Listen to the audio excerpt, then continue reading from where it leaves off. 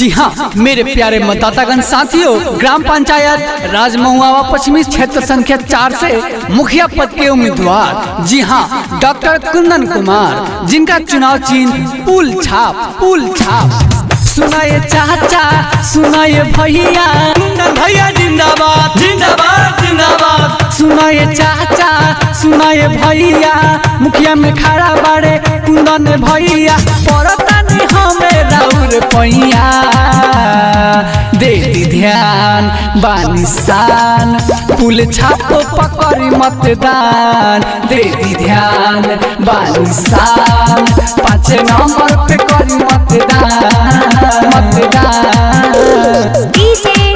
जी हाँ पुल छाप, जो कि ईवीएम मशीन के क्रम संख्या 5 पे नीला बटन दबा करके डॉक्टर कुंदन कुमार को भारी से भारी मतों से विजयी बनाए। जी हाँ यह जीत आप तमाम पंचायत वासियों की जीत होगी। 5 साल जे ओके देखनी भइल न काम कोनो पूरा हो, एक बार जे मौका दी करी है सपना पूरा हो। 5 साल जे ओके देखनी भइल न काम कोनो पूरा हो, एक बार जे मौका दी करी है सपना पूरा हो। अपने के वोट के आस बा, करम के संख्या 5 बा, पड़ता नहीं हमें राउर पैया, दे दी ध्यान बानिसान, पुल छाप पकड़ी मतदान, दे दी ध्यान बानिसान, 5 नंबर पे करी मतदान। जी हाँ जुल्म जोर के टक्कर में संघर्ष हमारा नारा है, जुल्म जोर के टक्कर में संघर्ष हमारा नारा है, जो जनता की सेवा करे वही हम सबका प्यारा है। जी हाँ आपने सही सुना, डॉक्टर कुंदन कुमार, जिनका चुनाव चिन्ह पुल छाप।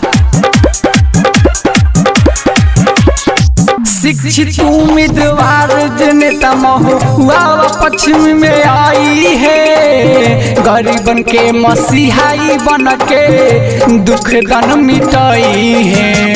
शिक्षित उम्मीदवार जनता महुआ पश्चिम में आई है, गरीबन के मसीहाई बन के दुख दन मिटाई है।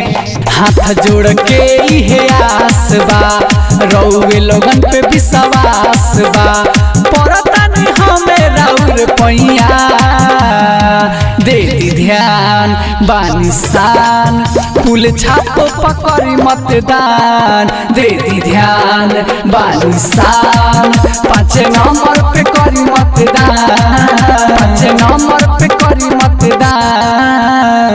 प्रचार के लिए 87 57 87 07 84।